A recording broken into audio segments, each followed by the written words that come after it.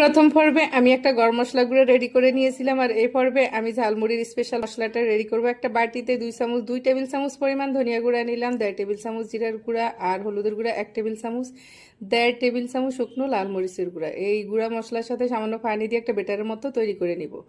এবার ফ্রাই প্যানে বেশ খানিকটা সয়াবিন তেল দিয়ে দেবো। তেলের পরিমাণটা অবশ্যই বাড়িয়ে দিবেন। আর 1 কাপ পরিমাণ আদা রসুন বাটা দিয়ে দিলাম, আর যে গুঁড়া মশলাটা গুলিয়ে রেখেছি সেটা এর সাথে অ্যাড করে দিলাম। চুলার আঁচ কমিয়ে রেখে এ পর্যায়ে ভাজতে হবে। সাথে পরিমাণ মতো বিট লবণ দিয়ে দিলাম, আর রেগুলার লবণ দিয়ে দিলাম স্বাদ মতো। আর এখন দিয়ে দিচ্ছি আমি টেস্টি সল্ট। এটা আপনারা চাইলে অ্যাড করতে পারেন বা বাদও দিতে পারেন, তবে টেস্টি সল্ট অ্যাড করলে টেস্ট ভালো আসবে। তো এই মশলাটা অনেকক্ষণ সময় ধরে ভাজতে ভাজতে একদম তেল মশলা একদম মাখা মাখা হয়ে যাবে, ভাজা ভাজা হয়ে যাবে। তখনই আমাকে আগে থেকে যে গুঁড়া মশলাটা গরম মশলা গুঁড়ো রেডি করেছি সেখান থেকে আমি অল্প অল্প করে অ্যাড করব, আর টেস্ট দেখবো আর স্মেল দেখবো। টেস্ট আর স্মেল বুঝে গরম মশলাটা অ্যাড করতে হবে। এই গরম মশলা গুঁড়োটা বেশি হলেও খেতে ভালো লাগবে না, টেস্ট ভালো আসবে না।